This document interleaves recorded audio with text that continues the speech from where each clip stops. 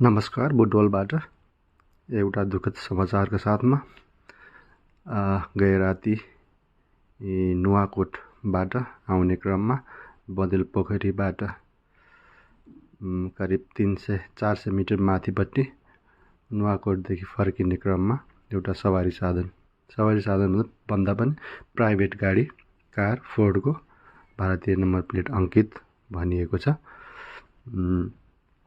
दुर्घटनामा परेको छ। यो घटना करिब राति 10-11 बजेतिरको हुन सक्ने अनुमान लगाइएको छ।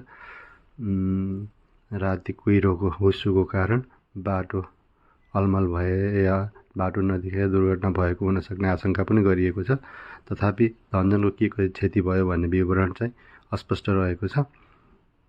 यो बाटोमा सवारी साधन चलाउँदा अलिक ध्यानपूर्वक चलाउन अनुरोध पनि गर्दछौँ, किनभने यो ओह्रालो प्लस तपाईको घुम्टीहरू रहेकोले अत्याधिक सवारी दुर्घटना हुने देखिएको छ।